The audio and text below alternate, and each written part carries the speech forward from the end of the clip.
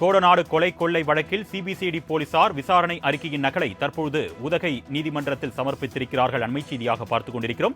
இது குறித்த கூடுதல் விவரங்களை செய்தியாளர் சுரேஷ் வழங்க நாம் கேட்கலாம். வணக்கம் சுரேஷ், கூடுதல் விவரங்கள். வணக்கம் மகேஷ். நீலகிரி மாவட்டம் உதகையில் உள்ள மாவட்ட அமர்வு நீதிமன்றத்தில் கோடநாடு கொலை கொள்ளை வழக்கு இன்று விசாரணைக்கு வந்தது. இந்நிலையில் வழக்கில் முக்கிய குற்றவாளியாக கூறப்படும் சயான் மற்றும் ஜிதின் ஜாய் ஆகியோரும் அரசு தரப்பு வழக்கறிஞர்கள் ஷாஜகான், சிபிசிஐடி போலீசார் ஏடிஎஸ்பி முருகவேல் தலைமையிலான போலீசாரும் இன்று நேரில் ஆஜராகினர். எதிர்வரும் 30ஆம் தேதி கோவையில் உள்ள சிபிசிஐடி அலுவலகத்தில் 4வது குற்றவாளியாக சேர்க்கப்பட்டுள்ள ஜம்ஷீர் அலி மற்றும் 10வது குற்றவாளியாக கூறப்படும் ஜிதின் ஜாய் ஆகியோர் விசாரணைக்கு வர சம்மன் அனுப்பியுள்ள நிலையில் வழக்கின் விசாரணை இன்று விசாரணைக்கு வந்தது.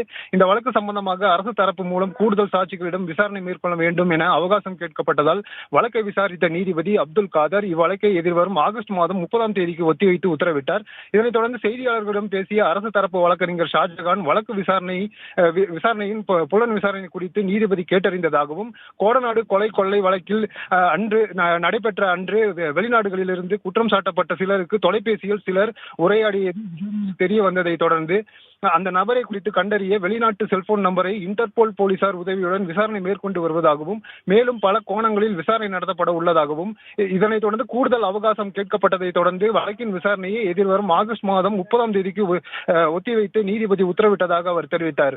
அர்னேஷ், கூடுதல் விவரங்களுக்கு நன்றி சுரேஷ்.